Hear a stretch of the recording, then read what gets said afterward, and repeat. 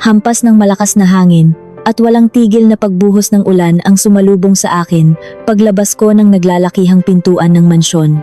Umuulan ng napakalakas, tila nakikiramay ang kalangitan sa pagkadurog ng aking pagkatao at sa pagguho ng mundo na matagal kong pinilit buuin.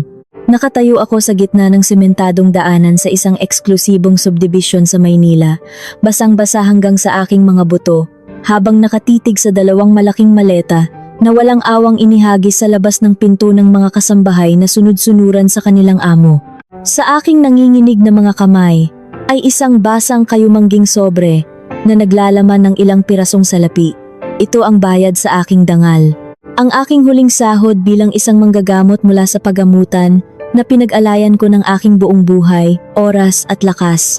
Narinig ko pa rin ang malamig at matalim na boses ng aking biyenan, si Doktora Carmela, ang kinikilalang direktor ng pinakamalaking pagamutan sa buong syudad.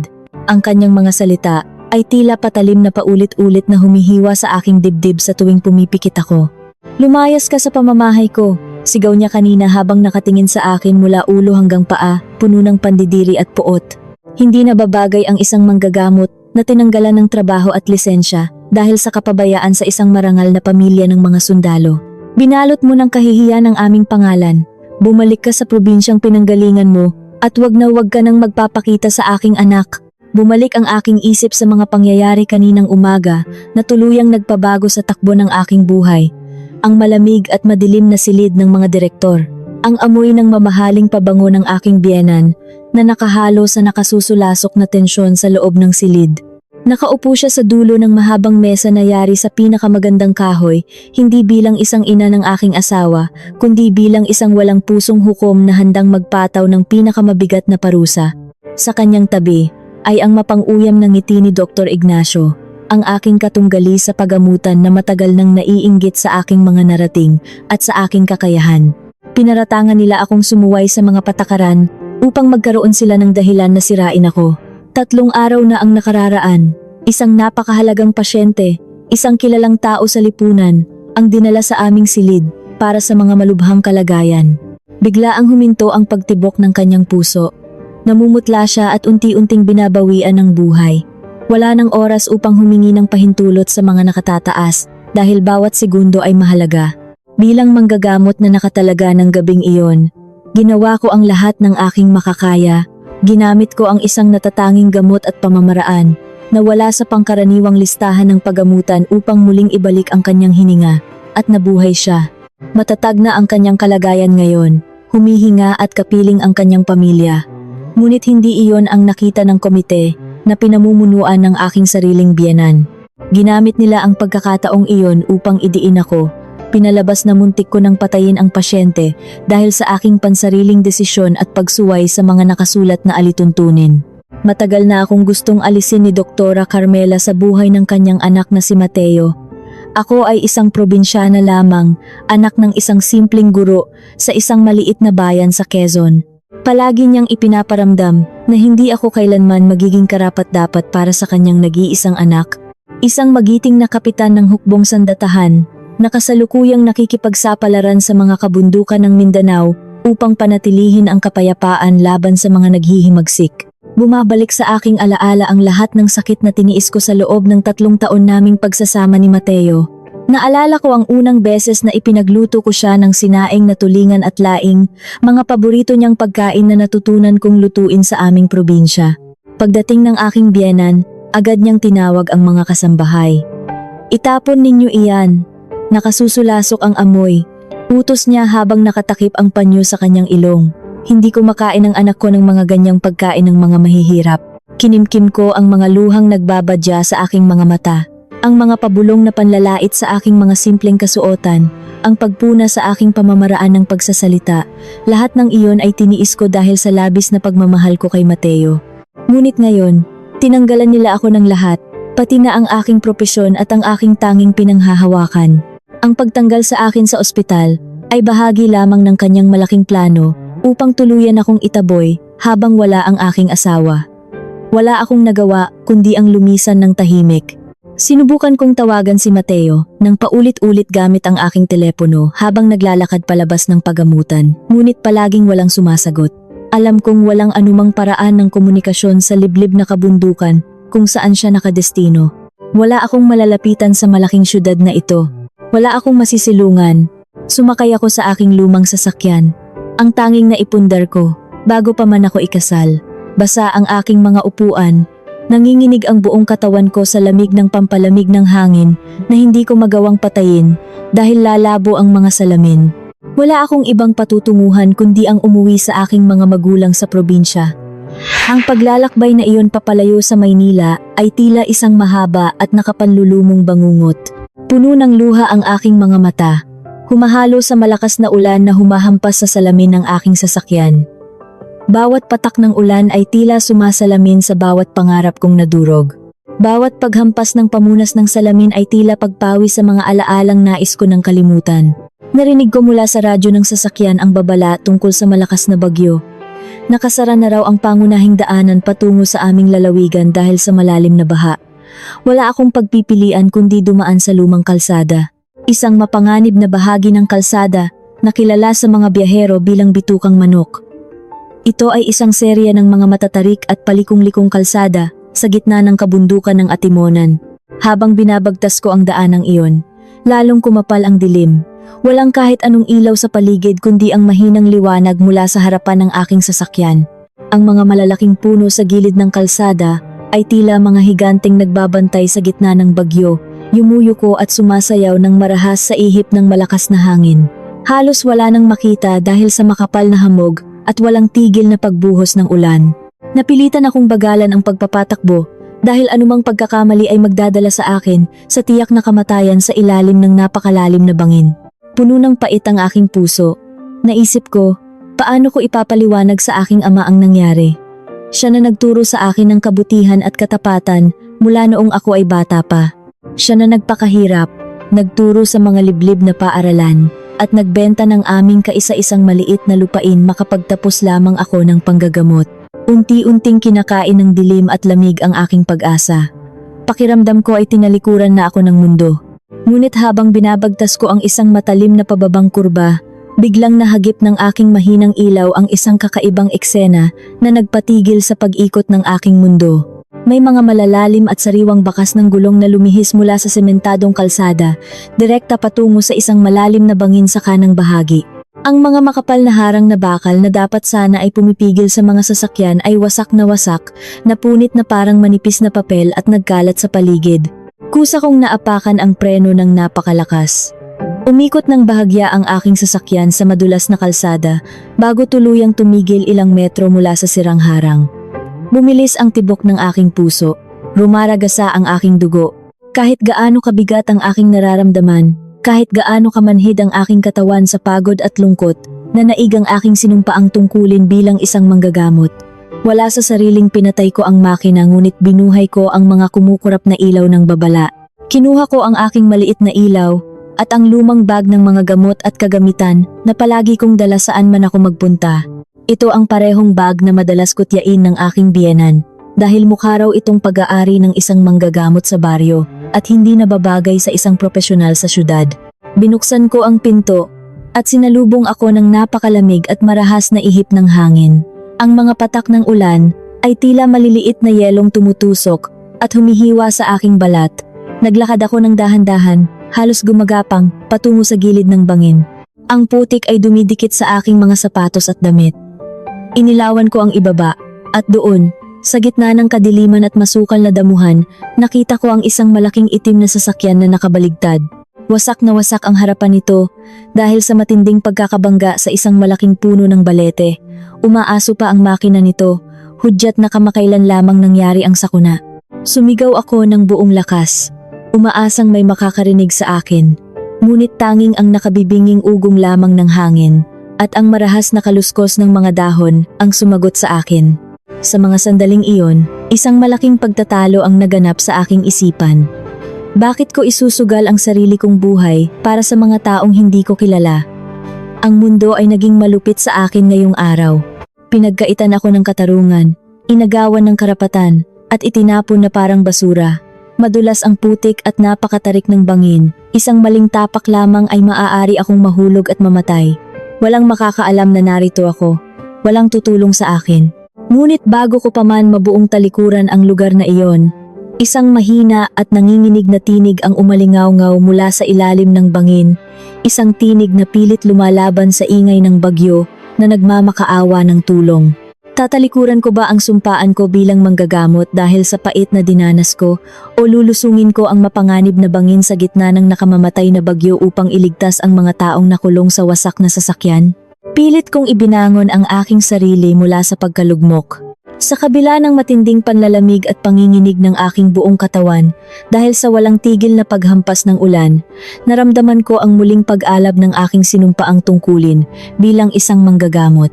Hindi ko maaaring talikuran ang mga taong nangangailangan ng tulong. Kahit papakiramdam ko ay tinalikuran na ako ng buong mundo. Isinukbit ko sa aking balikat ang lumang bag ng mga gamot. Huminga ng napakalalim at sinimulan ang mapanganib na pagbaba sa matarik na bangin. Ang bawat hakbang pababa ay tila pakikipaglaban kay kamatayan. Napakadulas ng putik dahil sa lakas ng bagyo. Ilang beses akong nadulas at napadausdos sa matatalas na bato at makakapal na ugat ng mga puno. Napunit ang aking palda, nasugatan ang aking mga palad at tuhod, ngunit hindi ko inalintana ang hapdi. Ginamit ko ang mga baging at sanga upang pigilan ang aking tuluyang pagkahulog. Sa kalagitnaan ng kadiliman, ang tanging nagbibigay sa akin ng pag-asa ay ang mahinang liwanag mula sa hawak kong maliit na ilaw at ang pagnanais na makapagligtas ng buhay. Pagkarating ko sa ibaba, sinalubong ako ng isang nakapangingilabot na tanawin. Ang malaking sasakyan ay nakabaligtad at halos mayupi na ng tuluyan. Ang amoy ng tumagas na gasolina ay humahalo sa malansang amoy ng sariwang dugo at basang lupa. Gumapang ako palapit sa basag na bintana sa likurang bahagi. Doon, inilawan ko ang isang batang babae na marahil ay nasa 15 taong gulang. Umiiyak siya ng walang tigil, nanginginig sa takot at lamig. May malaking sugat siya sa noo, ngunit dilat ang kanyang mga mata. "Tulungan po ninyo kami." Nagmamakaawang sambit ng bata. Ang kanyang boses ay halos matabunan ng ingay ng kulog at ulan. Hindi ko po maigalaw ang mga binti ko. Naiipit po ako ng upuan. "Huwag kang matakot, nandito na ako, isang manggagamot." Sagot ko habang pilit na pinapakalma ang aking sarili upang magbigay ng lakas ng loob sa kanya. "Manatili kang gising. Titingnan ko muna ang mga kasama mo sa unahan at babalikan kita agad." Umikot ako sa gawing unahan ng sasakyan. Wasak na wasak ang pintuan, kaya madali kong nakita ang sitwasyon sa loob. Sa upuan ng pasahero ay isang ginang na walang malay. Nang itutok ko ang ilaw sa kanyang katawan, nakita ko ang sanhi ng labis na pagdurugo. Ang malaking buto sa kanyang hita ay nabali at tumagos palabas sa kanyang balat at damit. Nakahandusay siya sa sarili niyang dugo. Kailangan kong maampat ang pagdurugo ng mabilis dahil kung hindi ay mauubusan siya ng dugo at tiyak na mamamatay sa loob lamang ng ilang minuto. Kumuha ako ng makapal na tela mula sa aking bag. Itinali ito ng napakahigpit sa itaas ng kanyang sugat upang pigilan ang pagdaloy ng dugo at binalutan ang kanyang hita ng malinis na gasa. Pagkatapos ay ibinaling ko ang aking pansin sa nagmamaneho. Nakasubsob ang lalaki sa manibela, walang malay at duguan ng mukha. Maingat ko siyang inihilig pabalik sa sandalan. Nang ilawan ko ang kanyang kasuotan, natigilan ako. Nakasuot siya ng formal na uniforme ng hukbong sandatahan. At sa kanyang balikat, kumikislap sa gitna ng madilim na gabi, ay ang 4 na bituin. Siya ay isang general, ang pinakamataas na pinuno ng mga sundalo. Marahil ang mismong pinuno ng hukbo kung saan kabilang ang aking asawang si Mateo. Kinapa ko ang kanyang leeg upang hanapin ang pulso. Napakabilis nito ngunit napakahina. Ngunit ang nagpatayo ng aking mga balahibo ay ang tunog ng kanyang paghinga. Tila siya nalulunod mula sa loob. May tunog ng tubig at hangin na nag-aagawan sa kanyang lalamunan. Napansin ko na ang kanang bahagi ng kanyang dibdib ay hindi gumagalaw, habang ang kaliwa ay pilit na humihigop ng hangin. Lumobo rin ang mga ugat sa kanyang leeg. Bilang isang bihasang manggagamot, alam ko kung ano ang nangyayari. Nabutas ang kanyang baga, marahil dahil sa nabaling tadyang nang bumangga ang sasakyan. Ang hangin ay naiipon sa loob ng kanyang dibdib, labas sa kanyang baga, at unti-unting pinipiga ang kanyang puso. Kung hindi ko papalabasin ang naipong hangin sa loob ng 3 minuto, titigil ang tibok ng kanyang puso. Binuksan ko ang aking lumang bag. Hinanap ng aking nanginginig na mga kamay ang pinakamalaki at pinakamakapal na karayom na mayroon ako. Wala akong sapat na kagamitan. Wala akong mga katulong na nurse. Walang makinang susukat sa kanyang hininga at walang maliwanag na silid. Ang tanging hawak ko lamang ay isang karayom at ang aking kaalaman. Ito ay isang napakapanganib na pamamaraan. Isang maling sukat ng lalim. Isang maling diin. At maaari kong matamaan ang kanyang puso. Ako mismo ang direktang papatay sa pinakamataas na general ng aming bansa. Bumalik sa aking isipan ang mga masasakit na salita ng aking biyenan. Pinaratangan niya akong sumuway sa patakaran. Pinaratangan niya akong pabaya. Paano kung magkamali ako ngayon? Paano kung mamatay ang general sa aking mga kamay? Tiyak na mabubulok ako sa bilangguan. Naisip kong umatras na lamang at hintayin ang mga tagapagligtas. Ngunit tinitigan ko ang namumutlang mukha ng general. Nakita ko ang batang babae sa likuran na patuloy na lumuluha. Hindi ako isang duwag. Hindi ako ang manggagamot na inilarawan ng aking biyenan. Ako ay sumumpa na magliligtas ng buhay, anuman ang kapalit. Pumikit ako ng mariin at humingi ng gabay sa may kapal.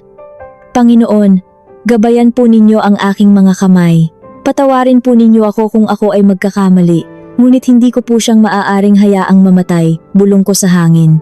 Iminulat ko ang aking mga mata, puno ng determinasyon. Kinapa ko ang tamang puwang sa pagitan ng kanyang ikalawa at ikatlong tadyang. Binuhusan ko ng panlinis na gamot ang kanyang malamig na balat. Gamit ang lahat ng lakas at tapang na natitira sa aking katawan, ibinaon ko ang makapal na karayom. Naramdaman ko ang pagtusok nito sa balat at kalamnan hanggang sa makapasok ito sa loob ng kanyang dibdib. Isang matalim na tunog ng sumisingaw na hangin ang umalingaw-ngaw sa gitna ng ulan, parang gulong na biglang nabutas. Sumunod ang isang malakas at nakapangingilabot na pag-ubo mula sa general.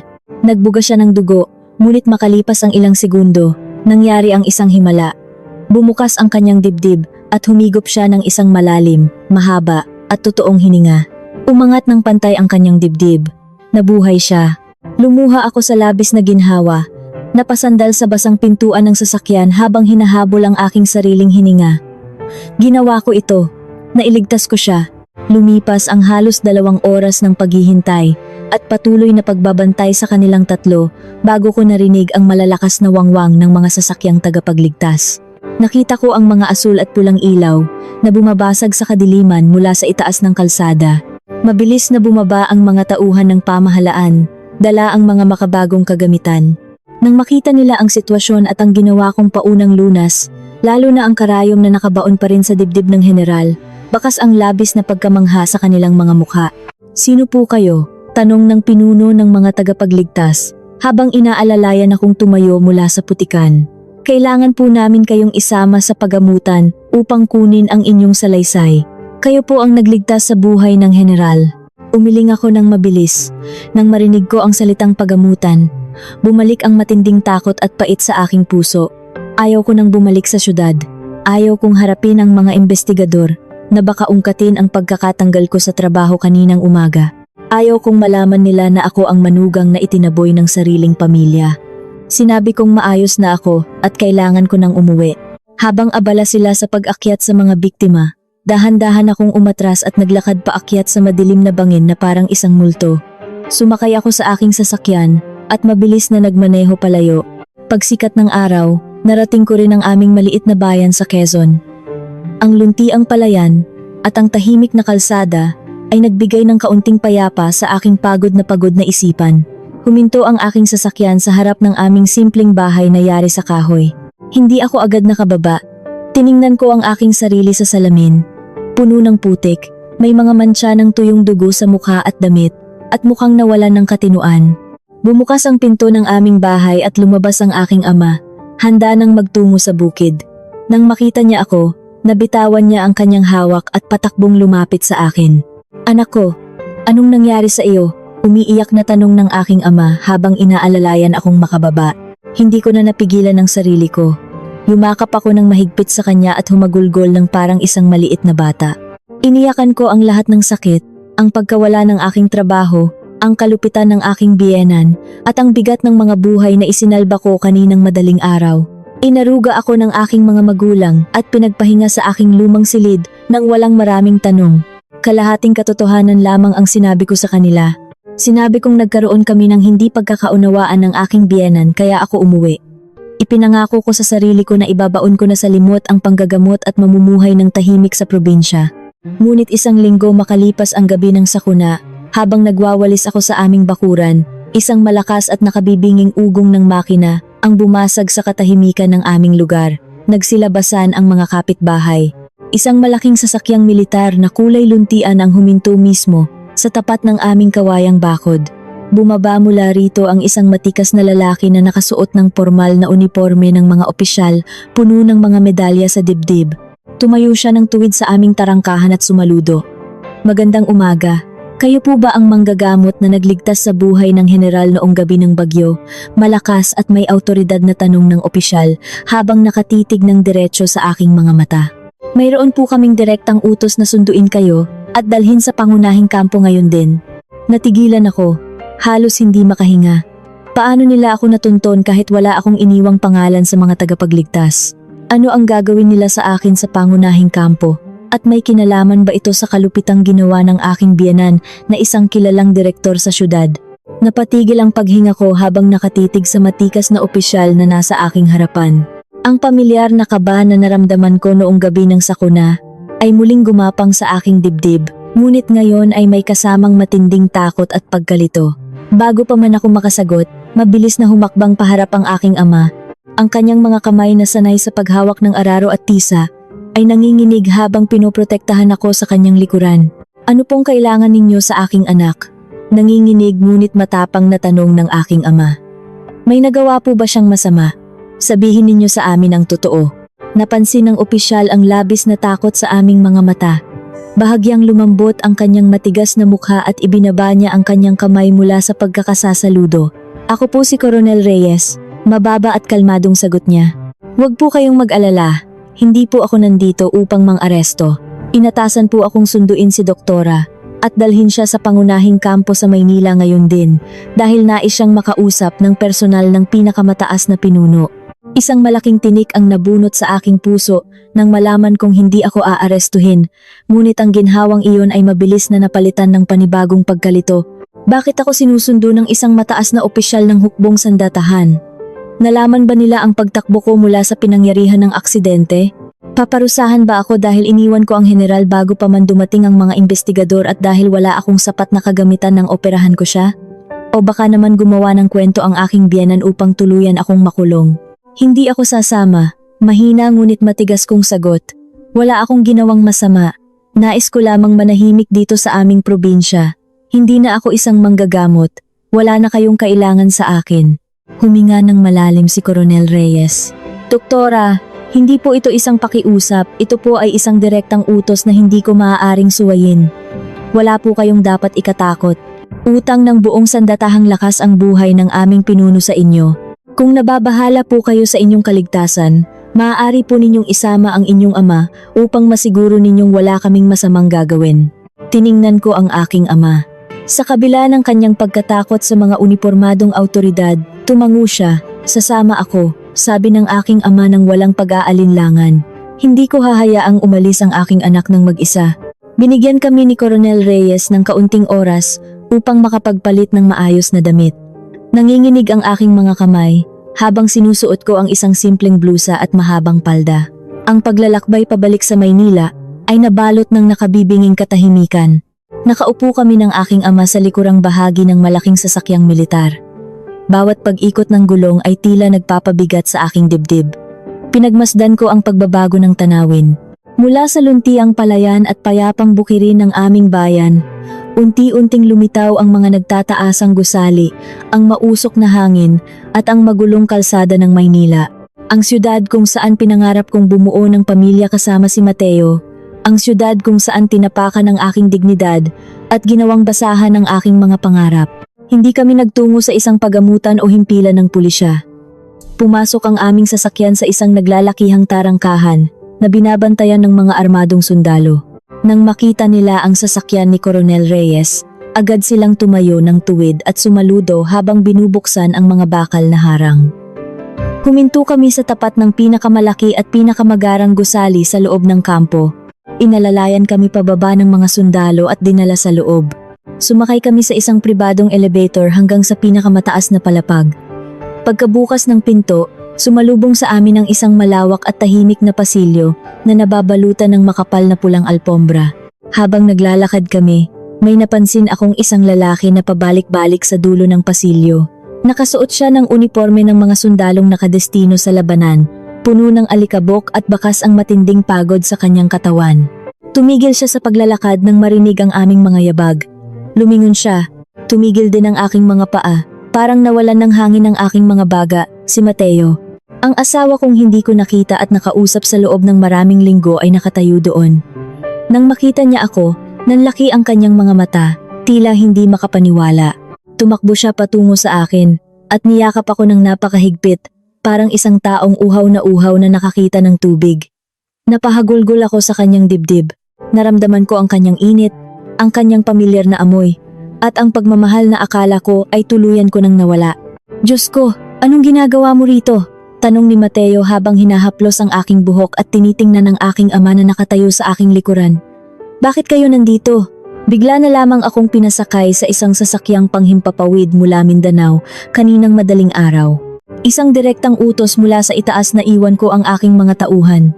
May nangyari ba? Bakit hindi kita matawagan sa telepono at bakit wala ka sa ating bahay? Tumingala ako sa kanya. Ang mga luha ay patuloy na umaagos sa aking mga mata. Hindi ko na napigilan ang sarili ko. Mateo, pinalayas ako ng iyong ina, umiiyak kong sumbong sa kanya. Tinanggalan niya ako ng trabaho sa pagamutan. Pinagbintangan niya akong sumuway sa patakaran at muntik nang pumatay ng pasyente. Pagkatapos, itinapon niya ang mga gamit ko palabas ng bahay na parang asong ulol. Wala na akong babalikan. Nakita ko kung paano nagbago ang ekspresyon sa mukha ni Mateo. Mula sa pag-aalala, unti-unti itong napalitan ng labis na pagkabigla at matinding galit. Ang mga ugat sa kanyang leeg ay lumitaw at humigpit ang pagkakakuyom ng kanyang mga kamao. Ano? Ginawa iyon ni ina? Wala siyang nabanggit sa akin. Sinabi niya lang na nagpasya kang umuwi sa probinsya dahil hindi ka masaya sa ating pagsasama. Bago pa man makapagsalita muli si Mateo, upang magtanong ng karagdagang detalye, lumapit sa amin si Coronel Reyes. Pasensya na po sa pang-aabala, Kapitan. Ngunit naghihintay na po ang general sa loob. Wala na tayong oras. Nanigas si Mateo. Ang galit sa kanyang mukha ay pansamantalang natabunan ng matinding kaba at pagkalito. Isang kapitan lamang siya. Sa buong buhay niya sa serbisyo, hindi pa siya nakaharap ng personal sa isang general na may 4 na bituin. Hinawakan niya ang aking kamay nang mahigpit at sabay kaming naglakad patungo sa 2 malalaking pintong gawa sa matigas na kahoy na binabantayan ng 2 sundalo. Binuksan ang mga pinto at pumasok kami sa isang silid na kasinlaki halos ng isang buong bahay. May malalaking bintana sa isang gilid na nagpapakita ng tanawin ng buong siyudad. Sa gitna ay isang malaking mesa. Ngunit hindi ang mga mamahaling kagamitan ang umagaw sa aming pansin. Sa isang sulok ng silid, nakaupo sa isang silyang de gulong ang isang ginang. Ang kanyang binti ay balot pa rin ng semento. Sa kanyang tabi ay isang batang babae na ngumiti nang napakatamis nang makita ako, ang pamilyang iniligtas ko. At sa likod ng malaking mesa, nakatayo ang isang lalaking may napakalakas na presensya. Suot niya ang pinakapormal na uniforme na puno ng mga parangal. Nang lumingon siya, agad kong nakilala ang mga matatalim at malalalim na matang iyon. Siya ang lalaking muntik nang mamatay sa loob ng wasak na sasakyan sa gitna ng bagyo, si General Antonio. Bumitaw agad si Mateo sa aking kamay, tumayo ng napakatuwid na parang isang matigas na kahoy at sumaludo ng buong lakas. Kapitan Mateo, naguulat po. General, malakas at nanginginig na sigaw ng aking asawa. Nakatitig lamang siya sa pader sa likuran ng general. Hindi nangangahas na tumingin ng direkta sa mga mata ng pinakamataas na pinuno ng hukbo. Ngunit hindi pinansin ng general si Mateo. Naglakad siya palapit sa akin. Wala na ang maputlang mukha at mahinang paghinga. Siya ngayon ang larawan ng perpektong kapangyarihan at autoridad. Huminto siya mismo sa aking harapan. Ang kanyang asawa na nasa silyang de gulong ay tahimik na lumuluha habang nakatingin sa akin. Sa wakas, nahanap din kita, Doktora. Mababa ngunit malalim na sabi ni General Antonio. Inabot ng aking mga tauhan ng 1 linggo bago nila natunton ang sasakyang ginamit mo noong gabing iyon. Bakit ka umalis nang walang paalam? Bakit mo piniling magtago matapos mong iligtas ang buhay naming 3? At bakit sinabi ng aking mga investigador na wala kang anumang talaan sa mga pagamutan sa syudad? Nasaan ang ospital na pinaglilingkuran mo? Narinig ko ang paghugot ng hininga ni Mateo sa aking tabi. Hindi niya alam na ang asawa niyang pinalayas at hinamak ng kanyang sariling ina ay ang nag-iisang dahilan kung bakit buhay ang lalaking nakatayo sa aming harapan. Hindi ko na kinaya. Bumagsak ang aking mga luha at bumalik lahat ng sakit. Wala na po akong trabaho, General. Humihikbing sagot ko. Tinanggalan po ako ng trabaho ng mismong direktor ng aming pagamutan. Pinaratangan nila akong mamamatay tao at tinanggalan ng lisensya at pinalayas po ako sa sarili kong bahay kaya napilitan po akong umuwi sa probinsya. Bumaling ang General kay Mateo. Ibinaba niya ang saludo ng aking asawa. Kapitan, alam mo ba ang nangyayaring ito sa iyong asawa? Malamig na tanong ng General. Hindi po, General, sagot ni Mateo na ngayon ay nanginginig din. Kakasabi lamang po niya sa akin kanina. Pinalayas po siya ng kanyang biyenan. Ang nanay ko po, si Doktora Carmela, ang direktor ng pagamutan. Nanahimik ang buong silid. Isang nakapangingilabot na katahimikan ang bumalot sa paligid. Ang babaeng nagligtas sa buhay ng pinakamataas na general ng bansa ay sinira at itinapon na parang basura ng isang mapagmataas na direktor. Isang mapanganib na ngiti ang unti-unting lumitaw sa mga labi ni General Antonio, isang ngiti na nagbabadya ng isang papalapit na matinding delubyo. Tumalikod siya at naglakad patungo sa kanyang malaking mesa at tinawag si Coronel Reyes. Ano ang kahindik-hindik na utos ng General upang maipaghiganti ang kalupitang dinanas ko at paano haharapin ni Doktora Carmela ang puot ng pinakamakapangyarihang tao sa buong bansa na ngayon ay handa siyang durugin. Napatigil ang paghinga ko habang pinakikinggan ang malamig at mariing utos ni General Antonio. Bawat salitang lumalabas sa kanyang bibig ay tila mga palasong nakatutok sa puso ng mga taong sumira sa aking buhay. Coronel Reyes, nais kong magsagawa kayo ng isang malalim at malawakang pagsisiyasat sa buong pagamutan na iyon. Utos ng General habang nakatingin ng diretso sa mga mata ng opisyal. Siyasatin ninyo ang lahat ng kanilang pananalapi, ang lahat ng pasyenteng namatay sa loob ng nakaraang 6 na buwan, ang mga biniling kagamitan at ang mga pondong nakalaan para sa mahihirap na naglaho na parang bula. Walang makakaligtas. Nais kong makita ang lahat ng mga nagtatagong daga sa pagamutang iyon bukas ng umaga. Gusto kong panagutin ang direktor na nagtanggal sa babaeng nagligtas sa aking buhay. Sumaludo si Coronel Reyes at mabilis na lumabas ng silid upang tuparin ang utos. Humarap muli si General Antonio kay Mateo na hanggang ngayon ay nakatayo pa rin ng tuwid ngunit may mga luhang namumuo sa mga mata. Kapitan, binibigyan kita ng 1 linggong pahinga mula sa iyong mga tungkulin sa kabundukan ng Mindanao. Ang tanging misyon mo ngayon ay bantayan at alagaan ang iyong asawa. Siya ay isang napakahalagang yaman ng ating bayan. Wala nang sinuman ang maaaring manakit sa kanya. Niyakap ako ni Mateo ng mahigpit. Humihingi ng tawad sa lahat ng naging pagkukulang niya at sa kalupitang ginawa ng kanyang ina na hindi niya napigilan. Samantala, sa kabilang panig ng syudad, walang kamalay-malay si Doktora Carmela sa paparating na malaking unos na wawasak sa kanyang kaharian. Nakaupo siya sa kanyang malambot na silya sa loob ng kanyang marangyang silid tanggapan sa pinakamataas na palapag ng pagamutan. Humihigop siya ng mamahaling kape habang nakatingin sa magandang tanawin ng umuunlad na syudad. Para sa kanya, ito ang pinakamagandang linggo ng kanyang buhay. Tuluyan na siyang nakawala sa manugang na nagpapaalala sa kanya ng kahirapan at nagbabanta sa kanyang posisyon bilang pinakamagaling na manggagamot. Pinirmahan na niya ang mga papeles para sa tuluyang pagtanggal sa aking lisensya at ibinigay niya ang posisyong pinangarap ko kay Dr. Ignacio, ang kanyang kasabwat sa mga palihim na transaksyon ng pagamutan. Habang masaya niyang binibilang ang mga pondong palihim niyang inilipat sa kanyang sariling taguan ng yaman upang ipambili ng mga bagong alahas, biglang tumunog ang kanyang telepono sa ibabaw ng mesa. Ang boses ng kanyang kalihim ay nanginginig sa takot at tila nagmamadali. Doktora, may mga dumating pong mga tagasuri mula sa pamahalaan at hindi po sila nag-iisa, may mga kasama po silang mga armadong sundalo. Bago pa man makasagot si Doktora Carmela upang magalit, bumukas ng napakalakas ang pinto ng kanyang silid. Halos masira ang kandado nito. 4 na lalaki ang pumasok. 2 sa kanila ay nakasuot ng formal na kasuotan ng mga tagasuri ng pananalapi ng pamahalaan at ang 2 pa ay mga armadong pulis ng hukbong sandatahan na may mga seryosong mukha. Nanigas si Doktora Carmela. Nabitawan niya ang hawak na tasa ng kape na agad nabasag sa sahig at kumalat sa kanyang mamahaling alpombra. Sino ang nagbigay sa inyo ng karapatang pumasok dito? Matapang na sigaw niya kahit halatang nanginginig ang kanyang mga tuhod. Ako ang pinuno ng pagamutang ito. Hindi ninyo ba kilala kung sino ang kinakausap ninyo? Lumapit si Coronel Reyes mula sa likuran ng mga lalaki at inilapag ang isang makapal na papeles sa ibabaw ng mesa ng aking biyenan. Ako si Coronel Reyes ng Sandatahang Lakas. Mayroon kaming hawak na utos upang halughugin at siyasatin ang buong pagamutan dahil sa mabibigat na paratang ng pagnanakaw ng pondo, pandaraya sa mga siguro ng mga pasyente, at mga sadyang kapabayaan na pilit pinagtakpan ng inyong pamunuan. Inaatasang manatili kayo rito, huwag gagalawin ang anumang papeles, at ibigay ninyo ang inyong telepono ngayon din.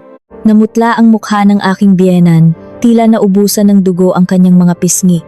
Hindi ito maaari. Nanginginig at pautal-utal na sagot niya. May mga kilala akong matataas na tao sa pamahalaan. Kilala ko si Senador at si General Delfin. Tatawagan ko ang aking abogado at ipapakulong ko kayong lahat dahil sa panggugulo ninyo rito. Kinuha ni Doktora Carmela ang kanyang telepono bago pa man ito maagaw ng mga sundalo at mabilis na tinawagan ang pinakamataas na opisyal na kanyang kakilala na palagi niyang binibigyan ng suhol. Nang sumagot ang kabilang linya, agad siyang humingi ng saklolo. May mga pulis militar dito sa aking pagamutan. Tulungan mo ako. Pakiusap niya na may halong pagmamakaawa. Ngunit ang narinig lamang niya sa kabilang linya ay isang malalim at takot na pagbuntong hininga. Carmela, kaninong pamilya ang kinalaban mo? Pabulong at nanginginig na tanong ng opisyal mula sa telepono. Wag mo na akong tatawagan kahit kailan. Buburahin ko na ang numero mo. Harapin mo iyan ng mag-isa. Kalaban mo ngayon ang mismong susunod na pinakamataas na pinuno ng hukbong sandatahan. Kinalaban mo ang pamilya ni General Antonio. Sana ay kaawaan ka ng may kapal dahil ako ay hindi makakatulong sa iyo. Bumagsak ang tawag. Tila gumuho ang buong mundo ni Doktora Carmela, General Antonio. Paulit-ulit na umalingaw-ngaw ang pangalang iyon sa kanyang isipan. Paano siya nagkaroon ng koneksyon sa isang general na hindi naman niya nakakasalamuha? Hanggang sa napadako ang kanyang paningin sa isang papel na hawak ng isa sa mga taga-suri na naghahalungkat ng kanyang mga kabinet. Ito ang papeles ng aking pagkatanggal sa trabaho na may pirma niya. Nang magtama ang paningin nila ni Coronel Reyes, nakita niya ang nanlalamig na galit sa mga mata nito. Doon niya napagtanto ang isang nakapangingilabot na katotohanan. Ang lahat ng pagkasirang ito ay dahil sa manugang na itinapon niya sa gitna ng bagyo ilang araw na ang nakalipas. Ako ang nagligtas sa general na ngayon ay sumisira sa kanya. Lumipas ang 3 araw na parang isang mabagal at nakapanlulumong bangungot para kay Doktora Carmela. Nakakulong siya sa kanyang sariling bahay, binabantayan ng mga awtoridad at hindi pinapayagang makipag-usap kahit kanino. Nakuha ng mga investigador ang lahat ng ebidensya mula sa kanyang mga tagong papeles at computer. Kahit si Dr. Ignacio ay nagtaksil sa kanya upang iligtas ang sariling balat, ibinunyag nito ang lahat ng kanilang mga lihim na kasunduan, ang mga peking gamot na ibinenta nila ng mahal sa mga inosenteng pasyente, at ang mga pondong ninakaw nila mula sa mga kawanggawa upang ipambili ng mga ari-arian. Dumating ang araw ng formal na pagdinig sa lupo ng mga manggagamot at opisyales ng pamahalaan. Dinala si Doktora Carmela sa isang malaking bulwagan. Nakasuot siya ng pinakamagarang damit upang panatilihin ang kanyang natitirang dignidad sa harap ng maraming tao at mga mamamahayag. Ngunit ang malalaking itim na marka sa ilalim ng kanyang mga mata at ang kanyang nanginginig na mga kamay ay nagpapakita ng kanyang tuluyang pagkasira. Wala na ang kanyang pagmamataas. Pagkapasok niya sa silid ng pagdinig, halos matumba siya sa kanyang nakita. Sa kabilang dulo ng mahabang mesa, nakaupo ang mga matataas na opisyales ng pamahalaan na nakatingin sa kanya ng may pandidiri. Ngunit sa gilid ng silid, nakaupo si General Antonio, ang kanyang asawang nasa silyang de gulong, at si Ana.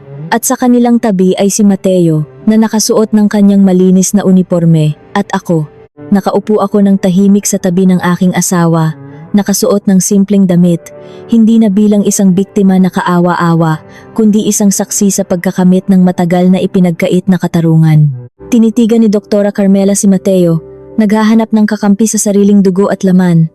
Ngunit ang tingin ni Mateo sa kanyang ina ay kasing lamig ng yelo, puno ng pagkabigo at matinding galit na hindi matatawaran. Ina, tahimik ngunit matalim na panimula ng aking asawa na umalingaw-ngaw sa buong bulwagan. Tinanong kita kung anong nangyari sa aking asawa nang tumawag ako. Sinabi mo na umalis siya dahil hindi siya masaya at pabaya siya sa kanyang trabaho. Nagsinungaling ka sa akin. Pinalayas mo siya. Tinanggalan mo siya ng dignidad sa harap ng maraming tao dahil lang sa iyong pansariling inggit at kasakiman. At habang abala ka sa pagbibilang ng mga ninakaw mong yaman mula sa mga taong may sakit, ang asawa ko ay nasa gitna ng madilim at mapanganib na bangin, isinusugal ang sariling buhay upang iligtas ang pamilya ng general. Kinakahiya kita bilang aking ina. Hindi makapagsalita si Doktora Carmela. Ang kanyang pagmamataas ay tuluyan ng nadurog. Napahagulgol siya, ngunit walang sino man sa silid ang naawa sa kanya. Ibinaba ng komite ang kanilang pinal na desisyon. Tinanggalan siya ng lisensya bilang manggagamot, habang buhay at formal na inilipat sa kamay ng mga pulis upang harapin ang patong-patong na kasong kriminal na magpapakulong sa kanya ng napakahabang panahon. Habang hinihila siya palabas ng silid ng mga pulis, nagtama ang aming mga paningin. Tinitigan ko siya hindi nang may galit, kundi nang may tahimik na awa. Tanggap ko na ang kapayapaan sa aking puso. Nang makalabas kami ni Mateo mula sa bulwagan, nakahinga ako ng maluwag. Akala ko ay tapos na ang lahat ng pagsubok at maaari na kaming bumuo ng tahimik na pamilya. Ngunit habang naglalakad kami patungo sa aming sasakyan, biglang tumunog ang telepono ni Mateo. Sinagot niya ito at sa loob lamang ng ilang segundo, nakita ko kung paano nawala ang kulay sa kanyang mukha. Binitawan niya ang aking kamay at napatingin sa akin na nanlalaki ang mga mata, tila nakakita ng isang nakapangingilabot na multo mula sa nakaraan. Ano ang mensaheng natanggap ni Mateo sa telepono na nagbigay ng labis na takot sa kanyang mukha at anong bagong panganib ang naghihintay na sumira sa aming inaasam na kapayapaan? Nalaglag ang telepono mula sa mga nanginginig na kamay ni Mateo. Lumikha ito ng isang malakas na tunog nang tumama sa matigas na sahig ng paradahan. Ang tunog na iyon ay tila isang malakas na kulog na bumasag sa maikling sandali ng aming kapayapaan. Tinitigan ko ang aking asawa at nakita ko kung paano tuluyang naglaho ang kulay sa kanyang mukha. Ang kanyang mga mata na kanina lamang ay puno ng pagmamahal at ginhawa matapos makamit ang katarungan laban sa kanyang ina. Ngayon ay nanlalaki at puno ng isang hindi maipaliwanag na takot. Ang kanyang mga balikat ay bumagsak at unti-unti siyang napaluhod sa malamig na semento. Tumakbo ako palapit sa kanya at niyakap ko siya ng mahigpit. Mateo, anong nangyari? Nag-aalalang tanong ko habang pinupunasan ang malamig na pawis na namumuo sa kanyang noo. Sino ang tumawag at bakit ka nagkakaganyan? Sabihin mo sa akin. Tumingala siya sa akin. Ang kanyang mga mata ay puno ng luha na hindi niya mapigilan. Ang boses niya ay basag at halos isang bulong na lamang. Ang aking mga tauhan, ang aking mga kapatid sa sandatahan sa Mindanao, humihikbing sagot niya. Tinambangan sila ng mga rebeldeng grupo sa kabundukan. Isang malaking pagsabog ang sumira sa kanilang kampo. Marami ang nasawi at ang mga natitirang buhay ay nag-aagaw hininga. Kung hindi ako pinauwi ni General Antonio upang bantayan ka, sana ay naroon ako. Sana ay kasama ko silang lumalaban. Ako ang kanilang kapitan ngunit naiwan ko sila. Naramdaman ko ang labis na bigat ng kanyang sinasabi. Ang pakiramdam ng pagkakasala ay unti-unting kumakain sa kanyang kaluluwa. Bago pa man ako makapagbitiw ng mga salita upang siya ay aluin, muling tumunog ang kanyang telepono na nakakalat sa sahig. Pinulot ko ito at sinagot. Ang boses ni Coronel Reyes sa kabilang linya ay puno ng pagmamadali at tensyon. Doktora, mabuti at kayo ang sumagot, mabilis na sabi ni Coronel Reyes. Paparating na sa himpilan ng hukbong sandatahan sa Maynila ang mga sasakyang panghimpapawid na may lulan ng mga sugatang sundalo mula sa Mindanao. Punong-puno na ang aming pagamutan at kulang kami sa mga bihasang manggagamot na kayang humawak ng mga malalalang kaso ng pagkasabog at tama ng bala. Ipinag-utos ni General Antonio na sunduin kayo. Kailangan namin ang inyong galing. Kailangan namin kayo ngayon din. Walang pag-aalinlangan. Inalalayan kong tumayo si Mateo. Pupunta tayo roon, matatag na sabi ko habang nakatitig sa kanyang mga mata. Hindi mo man sila nasamahan sa labanan. Sasamahan mo naman sila sa kanilang pagbangon. Ako ang gagamot sa kanila. Ililigtas natin ang iyong mga kapatid. Mabilis kaming nagtungo sa pangunahing kampo ng hukbong sandatahan. Pagdating namin doon, sumalubong sa amin ang isang nakapangingilabot na kaguluhan. Ang nakabibinging tunog ng mga umiikot na pakpak ng sasakyang panghimpapawid, ang mga sumisigaw na sundalong nagbubuhat ng mga duguang higaan, at ang amoy ng usok at sariwang dugo na humahalo sa hangin. Para itong isang larawan ng mismong impyerno na dinala sa lupa. Hindi na ako nag-aksaya ng panahon. Ipinasuot sa akin ang isang malinis na kasuotan ng manggagamot at isinabak agad sa loob ng silid operasyon. Sa loob ng 48 oras, hindi ako nakaramdam ng pagod, wala akong kinain, wala akong sapat na tulog, at hindi ko inalintana ang panginginig ng aking mga binti. Bawat pasyenteng ipinapasok sa aking silid ay nasa bingit ng kamatayan. Mga sundalong nawalan ng binti, mga may malalalim na hiwa sa dibdib, at mga may tingga ng bala sa malalapit na bahagi ng puso. Ginamit ko ang lahat ng aking nalalaman, ang lahat ng aking natutunan, at ang buong puso ko upang pagdugtungin ang kanilang mga hininga. Sa labas ng silid, nakita ko si Mateo sa salamin, tahimik na lumuluha habang pinapanood akong ibalik ang buhay ng mga taong mahalaga sa kanya. Nang matapos ang pinakamahabang 2 araw na iyon, matagumpay kong naisalba ang buhay ng 12 malubhang sundalo. Paglabas ko ng silid, sinalubong ako ng masigabong palakpakan mula sa mga pamilya ng mga sundalo, mga kasamahan nila, at maging mula kay General Antonio na naghihintay pala sa labas. Lumuhod si Mateo sa aking harapan, humagulgol at humalik sa aking mga kamay na puno ng mantsa ng dugo ng kanyang mga kapatid. Utang ko sa iyo ang aking buhay at ang buhay ng aking mga tauhan, bulong niya. Lumipas ang 6 na buwan matapos ang madugong gabi na iyon.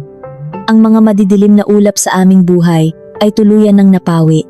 Bilang pasasalamat ng buong pamahalaan at ng sandatahang lakas sa aking mga ginawa, at bilang hakbang upang tuluyang burahin ang pangit na pamamalakad ng nakulong kong biyena na si Doktora Carmela, ipinag-utos ni General Antonio ang pagpapatayo ng isang bago at napakalaking sentro para sa mga malubhang sakuna at pinsala. Ito ay isang gusaling pagamutan na nakalaan para sa mga sundalo at sa mga pangkaraniwang mamamayan na walang kakayahang magbayad. At sa mismong araw ng pagbubukas nito, formal akong hinirang bilang pinakamataas na pinuno ng kagawaran ng pag-oopera. Napakaganda ng araw ng pagdiriwang. Ang paligid ay puno ng makukulay na bulaklak at masayang tugtugin. Nakasuot ako ng aking bagong puting kasuotan na may burda ng aking pangalan at katungkulan. Sa unahan ay nakaupo ang aking mga magulang na lumuluha sa labis na kaligayahan at pagmamalaki. Ang aking ama, na minsang nagbenta ng lupa upang ako ay makapagtapos, ay hindi mapigilan ang pagngiti habang hawak ang kamay ng aking ina. Si Mateo ay nakatayo ng matikas sa aking tabi. Isa na siyang major ngayon bilang gantimpala sa kanyang katapatan at husay. Pakiramdam ko ay buong-buo na ang aking buhay. Nakamit ko na ang lahat ng mga bagay na pinangarap ko at nabigyan ko ng hustisya ang mga taong inapi. Ngunit ang kalmado at masayang paligid ay biglang binasag ng isang nakapangingilabot at pamilyar na ingay. Mula sa malayo, umalingaw-ngaw ang sunod-sunod at magkakasabay na wangwang ng maraming sasakyang tagapagligtas. Palakas ito ng palakas hanggang sa pumasok ang 3 sasakyan sa tarangkahan ng aming bagong pagamutan, humaharurot at walang pakialam sa mga taong nagdiriwang sa labas. Nagkagulo ang paligid. Mabilis na kumilos ang mga bantay militar upang bigyan ng daan ang mga sasakyan. Bilang bagong pinuno ng pagamutan, agad na nagbago ang aking diwa. Nakalimutan ko ang pagdiriwang at bumalik ako sa pagiging isang tapat na manggagamot. Tumakbo ako patungo sa bungad ng silid kagyatan, kasama ang aking mga bagong tauhan. Buksan ninyo ang mga pinto at ihanda ang lahat ng kagamitan, malakas na utos ko habang mabilis na isinusuot ang aking mga guwantes. Bumukas ang pinto ng unang sasakyan. Inilabas ang isang lalaking puno ng putik, sariwang dugo, at nakasuot ng itim na damit na walang anumang tatak. Walang malay at halos hindi na humihinga dahil sa matinding pinsala sa kanyang dibdib at leeg. Ayon sa mga sundalong nagdala sa kanya, siya ay isang napakahalagang bihag na nakuha mula sa isang lihim na operasyon sa labas ng syudad, isang leader ng sindikato na may hawak ng napakaraming lihim na kailangan ng pamahalaan. Ipinag-utos na panatilihin siyang buhay sa anumang halaga. Inilipat namin siya sa higaan at mabilis na itinulak papasok sa maliwanag na silid operasyon. Puno ng dugo ang kanyang mukha, kaya kumuha ako ng basang tela upang punasan ito at makita ng maayos ang kanyang paghinga. Ngunit nang maalis ko ang makapal na dugo at dumi na tumatakip sa kanyang mga mata at pisngi, tila huminto ang pag-ikot ng aking mundo. Ang hawak kong tela ay nahulog mula sa aking mga nanginginig na kamay. Nanlamig ang buo kong katawan at tila naubusan ng hangin ang aking mga baga. Ang lalaking nag-aagaw buhay sa ibabaw ng aking malamig na mesa ay may malaking peklat sa kanyang kaliwang kilay at may natatanging hugis ng panga. Kahit balot siya ng sugat at tumanda na, kilalang kilala ko ang bawat kurba ng mukhang iyon. Ang mukhang matagal ko nang ibinaon sa pinakamalalim na hukay ng aking limot. Ang taong nag-iwan ng pinakamalaking peklat sa aking pagkabata, isang madilim na lihim na hindi kailanman nalaman ng aking asawang si Mateo, ng general, o kahit ng aking mga magulang na umampon sa akin. Siya ang lalaking walang awang nagtapon sa akin sa lansangan noong ako ay 5 taong gulang pa lamang. Ang tunay kong ama na nagbenta sa aking ina, sa isang sindikato na naging sanhi ng maaga nitong kamatayan. Nakatitig ako sa dibdib ng lalaking unti-unting binabawian ng buhay sa mismong harapan ko, habang ang mga kasama kong manggagamot ay naghihintay sa aking mga susunod na utos. Nasa aking mga kamay ang kapangyarihan. Isang maling galaw, isang pagkaantala ng ilang segundo, at tuluyan siyang malalagutan ng hininga. Ibubuhos ko ba ang lahat ng aking galing upang iligtas ang halimaw na sumira at pumatay sa aking tunay na pamilya? O hahayaan ko bang ang tadhana na mismo ang maningil sa lahat ng kanyang mga karumal-dumal na kasalanan upang tuluyan na akong makalaya sa anino ng aking nakaraan? Tumigil ang pag-ikot ng mundo sa loob ng malamig na silid operasyon. Ang tanging naririnig ko ay ang mabilis at nagbababalang tunog ng makina na nakakabit sa katawan ng lalaking nakahiga sa aking harapan. Bumababa na ang tibok ng kanyang puso. Bawat segundo ay unti-unting pumapatak, ngunit para sa akin, tila huminto ang oras. Nakatitig lamang ako sa mukhang iyon na puno ng peklat at mantsa ng dugo. Ang mukhang nagbigay sa akin ng pinakamatinding bangungot noong ako ay isang musmus pa lamang. Bumalik sa aking isipan ang mga alaalang matagal ko nang ibinaon sa kailaliman ng aking utak. Ang madilim at malamig na eskinita sa Maynila.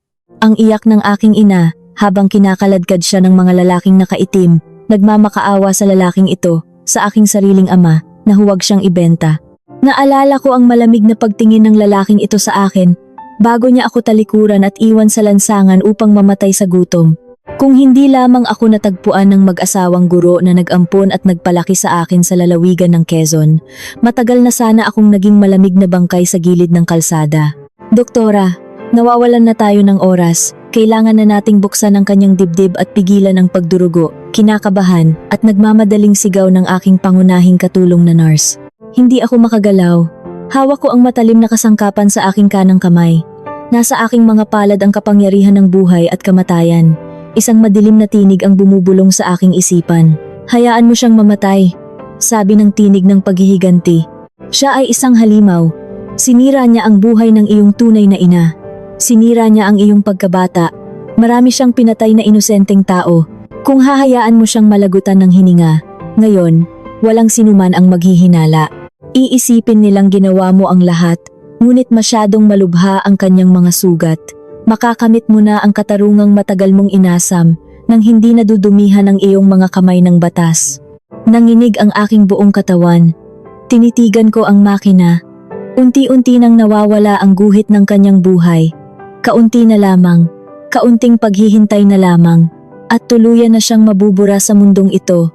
Ngunit kasabay ng pagdilim ng aking paningin dahil sa galit, biglang pumasok sa aking isipan ang maaliwalas na mukha ng aking amang nag-ampon sa akin.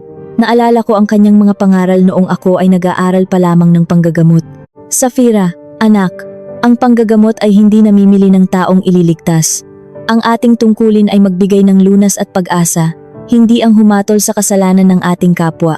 Naalala ko rin ang mga sinabi ni General Antonio kanina lamang sa labas ng gusali, na ang paggamutang ito ay itinayo dahil sa kabutihan na nananaig laban sa kasakiman. Kung hahayaan kong mamatay ang lalaking ito dahil sa aking pansariling galit at pagnanasang maghiganti, ano ang ipinagkaiba ko sa kanya? Ano ang ipinagkaiba ko sa aking malupit na biyenang si Doktora Carmela, na ginamit ang kanyang kapangyarihan upang pumatay at sumira ng buhay?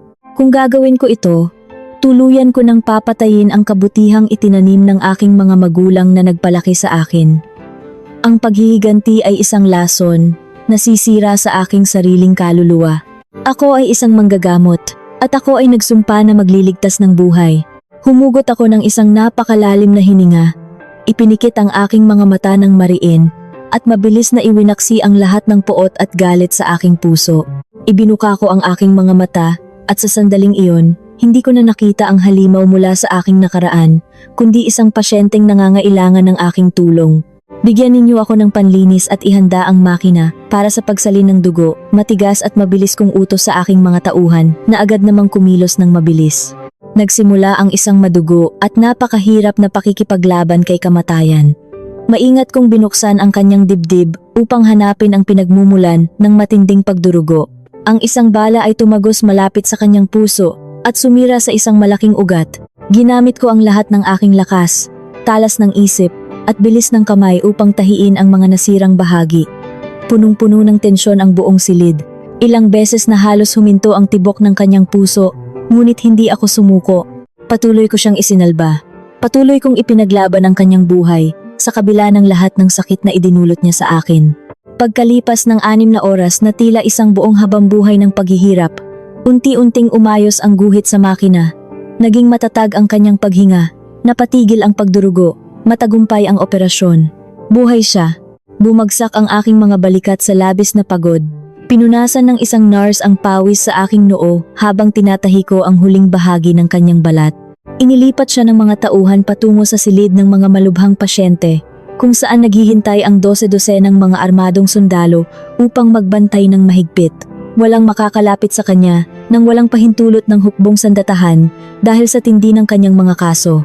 Nang makalabas ako ng silid operasyon, sinalubong ako ng mahigpit na yakap ni Mateo. Ramdam niya ang panginginig ng aking buong katawan, ngunit wala siyang ideya sa madilim na lihim na aking hinarap sa loob. Akala niya ay napagod lamang ako ng labis sa haba ng operasyon. Sinabi ni Coronel Reyes na ginawa mo raw ang isang himala. Maraming salamat, Safira. Nailigtas mo ang isang mahalagang susi para masira ang buong sindikato sa bansa, masayang sabi ng aking asawa. Ngumiti lamang ako ng tipid at ibinaon ang aking mukha sa kanyang dibdib. Lumipas ang 3 araw. Gumising ang lalaki mula sa mahabang pagkakatulog. Dahil ako ang punong manggagamot na humawak sa kanyang kaso, ako lamang ang pinayagang pumasok sa kanyang mahigpit na binabantayang silid kasama ang 2 sundalo. Pagkapasok ko sa loob, tahimik siyang nakatitig sa kisame, nakakabit ang mga posas sa kanyang mga kamay at paa patungo sa bakal ng higaan. Lumingon siya nang marinig ang aking mga yabag, tinitigan niya ako. Ang kanyang mga mata, na dati ay puno ng kalupitan, ngayon ay nagpapakita ng pagkalito at kahinaan. Sino ka? Paos at mahinang tanong niya. Sinabi ng mga bantay na ikaw ang manggagamot na nagligtas sa akin. Bakit mo ginawa iyon? Sana ay hinayaan mo na lamang akong mamatay. Mas nanaisin ko pang mamatay kaysa mabulok sa isang madilim na kulungan habang buhay. Naglakad ako palapit sa dulo ng kanyang higaan. Nakapamulsa ang aking mga kamay sa aking puting kasuotan. Tinitigan ko siya ng tuwid at walang anumang bakas ng takot o emosyon sa aking mukha. Hindi kita iniligtas dahil gusto kong mabuhay ka. Malamig kong sagot. Iniligtas kita dahil hindi ko hahayaang dungisan mo ang aking kaluluwa at ang aking mga kamay. Ako ay isang manggagamot. Pinili kong magbigay ng buhay. Napakunot ang kanyang noo. Pilit na inuunawa ang aking mga sinasabi hanggang sa tumitig siya ng maigi sa aking mga mata. Unti-unting nanlaki ang kanyang mga mata. Nakita niya sa aking mga mata ang hugis at kulay ng mga mata ng babaeng pinagbili niya 25 taon na ang nakararaan. Ang babaeng umiyak at nagmakaawa sa kanya sa isang madilim na eskinita. Kay ikaw.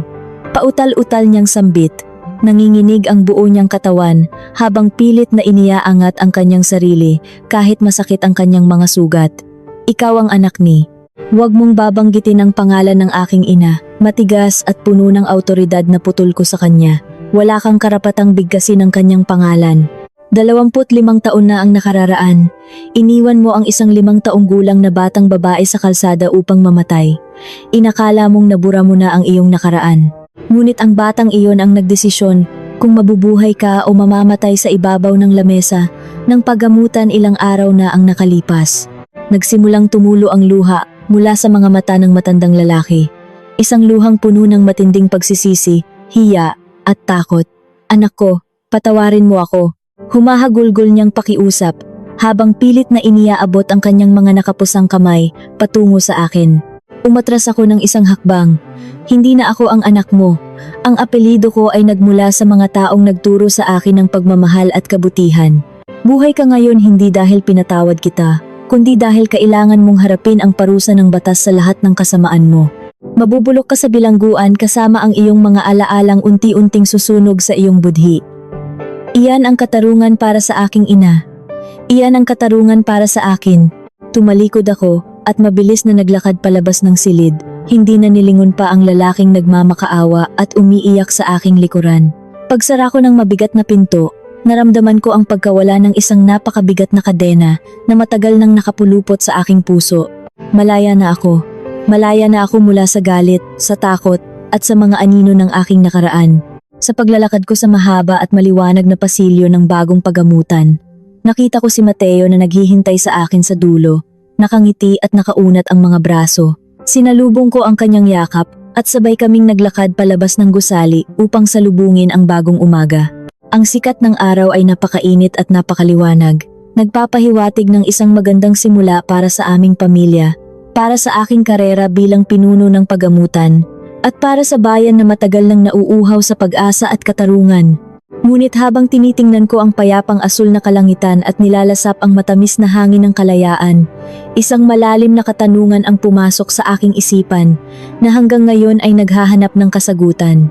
Totoo nga kayang ang tuluyang pagpapatawad ay matatagpuan sa paglimot, o ang tunay na kapayapaan ay nakakamit lamang kapag handa nating harapin at iligtas ang mismong mga halimaw na minsang sumira sa ating pagkatao?